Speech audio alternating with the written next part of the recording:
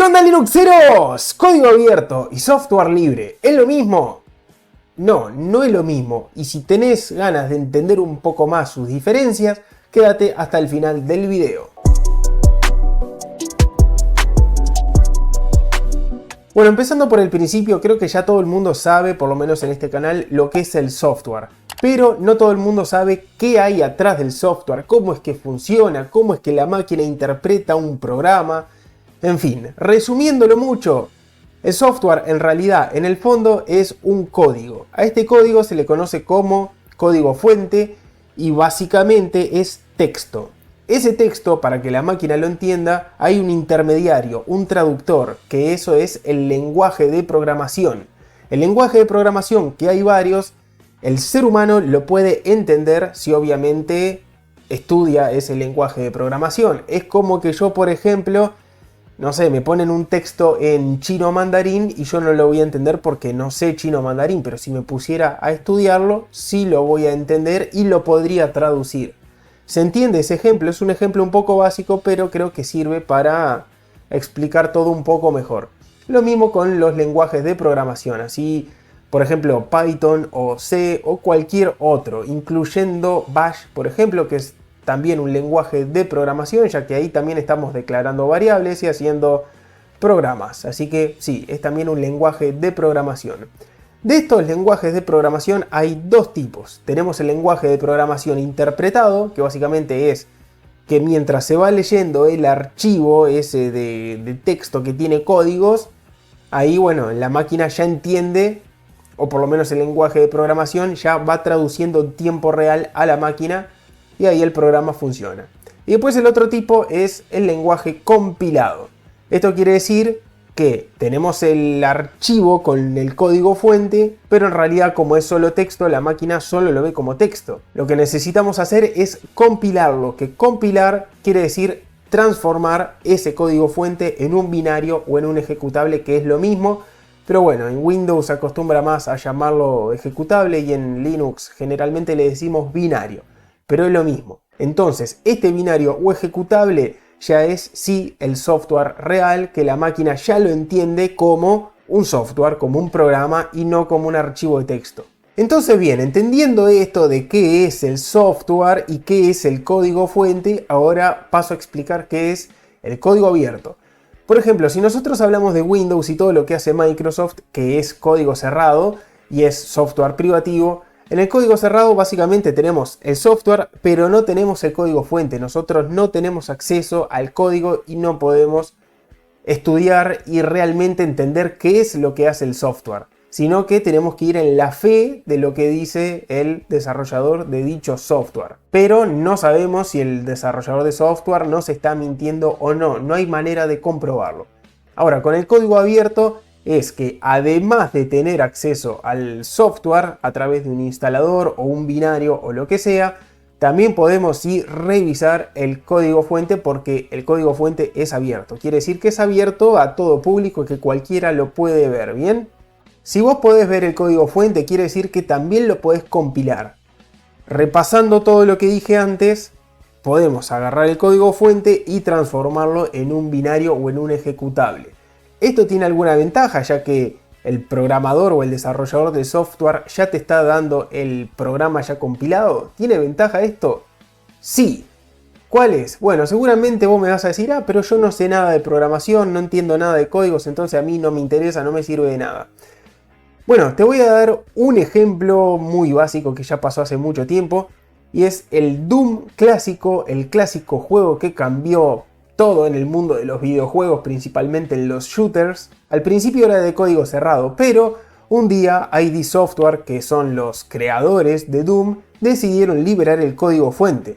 Entonces fue justo ahí cuando empezaron a hacer un montón de ports de Doom para cualquier cosa que te puedas imaginar. ¿Por qué? Porque justamente tienen acceso al código fuente y lo pueden compilar para otras plataformas. Yo mismo puedo decir que tengo una Sega Dreamcast, que el Doom nunca salió para esa consola y lo tengo ahí corriendo de manera nativa porque a alguien se le ocurrió compilarlo para la arquitectura de la Sega Dreamcast, que usa un procesador RISC, y ahí está y funciona perfectamente de manera nativa. Pero además de eso, hay muchos juegos que hacen uso de su motor gráfico y ahí hay un montonazo de juegos que podría llamarlos de derivados de Doom. Eso por ponerte apenas un ejemplo. También pasó lo mismo con el Quake 1, que también es un juego genial y también lo tengo ahí en la Sega Dreamcast y no salió de manera oficial para esa consola. Bien, pero esos son juegos que la empresa ID Software decidió liberar el código y bueno, y al ser código abierto se puede sí hacer eso, ¿bien? Otro caso que te voy a dar, ya que estamos hablando de juegos, es el clásico Super Mario 64 para la gran Nintendo 64 y este fue el primer juego en 3D del fontanero bigotudo. ¿Qué pasó con este juego? Bueno, este juego era exclusivo de esa consola, pero un día se filtró el código. Esto no es que el juego sea open source o código abierto, sino que el código se filtró. No fue que ellos dijeron, bueno, vamos a publicar el código y que pase lo que pase. No, fue filtrado. Esto ya es de manera ilegal, pero justamente por tener acceso al código, aunque vos no entiendas nada de códigos, aparecieron ports para todo. Yo también lo tengo en la Sega Dreamcast corriendo de manera nativa. También fue porteado para varias otras consolas como el Play 2 o PlayStation 2. Incluso tengo un video donde yo en mi Raspberry Pi 3B Plus, que lo estuve usando por una semana como máquina principal para hacer prácticamente de todo, ese video te lo dejo acá. Ahí yo mismo compilé el Super Mario 64 de manera nativa para ARM y para el sistema que yo estaba usando en esa época, que era el Raspbian. Y la verdad, loco, que funcionó perfecto. Obviamente me funcionó en modo ventana, en pantalla completa a 1080 para ese Raspberry que tiene poca potencia. Iba así un poco ralentizado o a tirones, bien, pero ya en el Raspberry Pi 4 ahí sí estoy seguro que funciona bien y en el 5 mucho mejor todavía. Muchos me van a decir, pero para eso juego en un emulador. Bueno, en un emulador va mucho peor, por lo menos en mi Raspberry, porque no lo estás corriendo de manera nativa, lo estás emulando, lo cual no es lo mismo, bien. Pero bueno, no vamos a entrar en detalle de eso ahora. Entonces, entendiendo que con código abierto hacemos referencia a que tenemos acceso al código, lo podemos leer, estudiar y compilar, esto tiene o puede tener algunas limitaciones. Porque acá lo que hace que el software sea libre o no son las licencias y vos con las licencias tenés permisos de hacer o no hacer determinadas cosas, ¿bien? Por ejemplo, si yo no puedo distribuir mi compilación o no tengo permiso a modificar el código o no puedo hacer determinadas cosas, entonces el software no es libre. Pero en lugar de yo explicarte lo que es el software libre, voy a dejar que el creador del movimiento del software libre, que se llama Richard Capo Stallman, él te lo puede explicar mejor. Para que el software libre sea software libre hay que tener 4 libertades. El software libre quiere decir el software que respeta la libertad del usuario y la solidaridad social de su comunidad. Los programas que no son libres son software privativo, es decir, privan de la libertad a sus usuarios y los mantienen en un estado de división e impotencia. División porque cada uno es prohibido de compartirlo con los demás, e impotencia porque los usuarios no poseen el código fuente del programa, es decir, no pueden cambiar nada, ni siquiera pueden averiguar lo que realmente está haciéndolos y puede hacer cosas muy malas. Que un programa es de software libre quiere decir que el usuario tiene las 4 libertades esenciales. La libertad 0 es la libertad de ejecutar el programa como quieras. La libertad 1 es la libertad de estudiar el código fuente del programa y cambiarlo para que el programa haga lo que quieras. La libertad 2 es la libertad de ayudar a tu prójimo, es decir, la libertad de hacer y distribuir copias exactas del programa cuando quieras. Y la libertad 3 es la libertad de contribuir a tu comunidad, es decir, la libertad de hacer y distribuir copias de tus versiones modificadas del programa. Con estas 4 libertades, el programa es software libre porque el sistema social de su uso y distribución es un sistema ético, respetando la libertad de cada uno y respetando la comunidad de los usuarios. Bien, por si no sabías, ese que viste ahora es Richard Stallman y él es el creador del término de software libre y todo el movimiento de GNU y también creador de la licencia GPL, que significa General Public License, que es una licencia de software libre de GNU. Bien, entonces con esta licencia vos tenés estas 4 libertades y podés, sí, ver el código fuente, podés modificarlo, podés distribuirlo y usarlo para lo que quieras. Tal es así que el kernel Linux está licenciado con la licencia GPL y Linux es software libre. Es justamente por eso que hay tantas distribuciones que, bueno, hay gente que hace compilaciones del kernel Linux. Yo, por ejemplo, yo distribuyo a locos, acá tenés a locos, y yo compilo mi propio kernel, lo modifico a mi antojo y lo distribuyo. Y todo siguiendo la licencia del software libre. Ya que estamos hablando de juegos y ahora de software libre, un juego libre linuxero es el SuperTux. Con este juego obviamente puedes hacer lo que quieras porque es software libre. Entonces yo, por ejemplo, de manera 100% legal también lo tengo en mi Sega Dreamcast. No es que yo lo compilé, pero a alguien se le ocurrió adaptarlo, modificarlo para que funcione en una Sega Dreamcast, lo compiló y lo distribuyó, y yo simplemente lo descargué y lo pasé a mi Sega Dreamcast, que lo tengo modificado con disco duro y ahí está funcionando perfectamente. También sé que fue porteado para Play 2, aunque yo no probé esa versión. Y esto de los juegos apenas te lo pongo como ejemplo, porque obviamente los juegos también son software y tienen licencias. Por ejemplo, esto de las licencias, aunque no quiero entrar mucho en detalle, porque para eso estaría así bueno hacer otro video explicando las diferentes licencias. De repente no todas porque hay muchísimas, pero sí las más importantes o las más usadas. Bueno, volviendo al tema, esto de las licencias, por ejemplo, ¿viste cuando vos instalás algún programa en Windows o directamente cuando instalás Windows y le das siguiente, siguiente, siguiente y tenés que aceptar los términos y condiciones de la licencia de tal programa o de Windows? Bueno, exactamente eso. Sabemos que Windows y todo el ecosistema de Windows es todo código cerrado y además vos no tenés el permiso de hacer lo que vos quieras. Por más de que vos compres la licencia, en realidad vos no estás comprando el programa, estás comprando apenas el permiso de usarlo, nada más. Y solamente vos, y no tenés control de nada, cosa que en el software libre sí. Por ejemplo, si yo realmente estuviera comprando a Windows, yo podría hacer con Windows lo que quisiera, como por ejemplo instalarlo en 10 máquinas, en 20, o prestárselo a un amigo para que también haga múltiples instalaciones, o de repente subirlo a internet para que todo el mundo lo descargue. Y no, todo eso no se puede hacer porque estás infringiendo su licencia y básicamente vos compraste el permiso para usarlo vos y solamente en una máquina. Ahora, con el software libre eso no pasa. Simplemente tenés la libertad de hacer lo que quieras, podés instalarlo en 50.000 millones de máquinas, podés modificarlo, podés subirlo así nomás a donde sea, podés hacer de todo porque justamente tenés esa libertad. Y recordando que para que el software libre sea libre se requieren esas 4 libertades que el señor Richard Capo Stallman ya mencionó anteriormente. Entonces, el software libre sí o sí tiene que ser de código abierto, pero el código abierto no tiene por qué ser software libre, puede tener algunas limitaciones.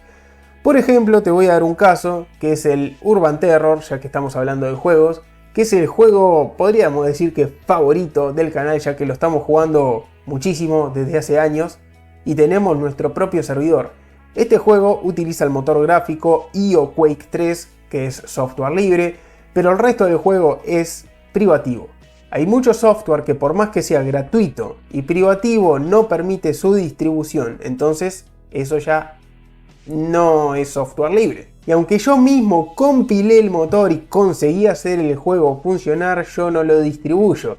Aparece sí en el LPKG build dentro de locos para instalarlo, pero en realidad no es que yo lo reempaqueté, no es que lo estoy sacando de otro lado, simplemente es un script que hice para que se te descargue el juego desde la página oficial y se te instale en tu máquina, nada más. Entonces no es que lo estoy sacando o distribuyendo de otro lugar, sino que es directamente desde su página, solo que de manera automática, y eso es 100% legal, ahí no estoy infringiendo nada.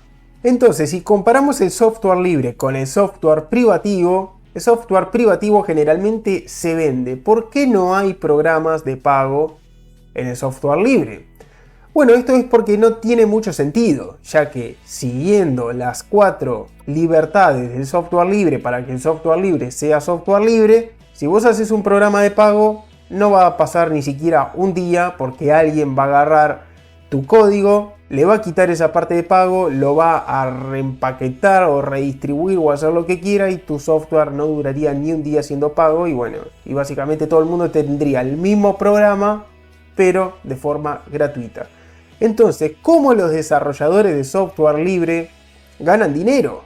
Bueno, yo te voy a poner el ejemplo de Astian, que son hoy en día los desarrolladores del navegador Midori. Ellos ganan dinero vendiendo servicios. Todo el software que ellos desarrollan es libre, lo puedes cargar, compilar, hacer lo que vos quieras. Como por ejemplo el Midori, que vendría a ser como su obra prima. Pero ellos además te venden servicios. Entonces con Midori es como que no le cobran a nadie. Es libre, es gratuito, pero tienen servicios como el Astian Cloud, que sería como una especie de Google Drive, donde ellos te ofrecen 25 GB de espacio gratuitamente. Ya si querés más, ahí te cobran. ¿Bien? Entonces ya por ahí ganan. También tienen un servicio de VPN que también te venden. Tienen un bloqueador de anuncios super premium que también te lo venden. Entonces por ahí ellos ganan dinero. ¿Bien? Ofreciéndote servicios, que eso ya no es software para descargar. O sea, vos no podés descargar un software que te dé un espacio de 3 teras. Ellos te ofrecen, por ejemplo, un cloud de 3 teras que vos vas y lo pagás. ¿Se entiende? Lo mismo con el VPN. Vos no podés bajar un software de un VPN que te funcione el VPN. No, ellos te ofrecen el VPN que básicamente vos te conectás a otro servidor. Eso es un servicio. ¿Se entiende?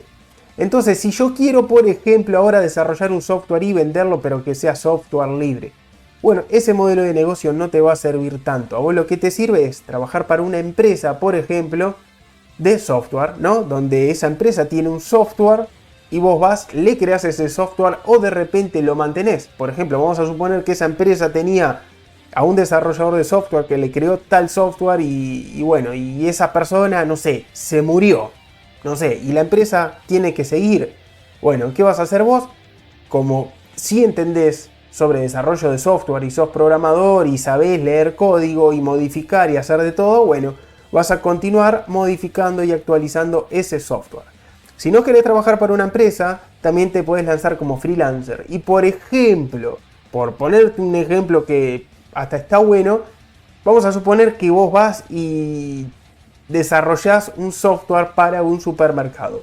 Supermercados hay en todas partes del mundo y ellos obviamente tienen un programa que controla las ventas, el stock y bueno, y un montón de cosas más. Toda la mercadería que reciben, lo que venden, bueno, un montón de dinero, etcétera. Un montón de cosas, ¿bien? Vos como desarrollador de software freelancer podés crear un programa así y mantenerlo. Y también hasta podés crearte una empresa y, bueno, seguir manteniendo ese tipo de software. Esto del supermercado lo puse como un ejemplo, pero podés hacer software de lo que sea. Y así es como vos podés ganar dinero con software libre. Obviamente les entregas el código y todo, pero le das ese servicio de mantenerlo. Y obviamente le estás cobrando por la mano de obra, por vos ponerte a crear ese programa que ellos tanto precisan. Pero no le estás cobrando por el software, sí por la mano de obra y por el servicio que ofreces. Así que bueno muchachos, no tengo mucho más para agregar porque no quiero extenderme mucho, creo que se entendió bastante, traté de dar ejemplos concisos y súper entendibles para cualquiera. Así que bueno, espero que te haya gustado este videito, creo que se entendió la diferencia de código abierto y software libre. Así que yo lo dejo por acá y nos vemos en el próximo video. ¡Chao!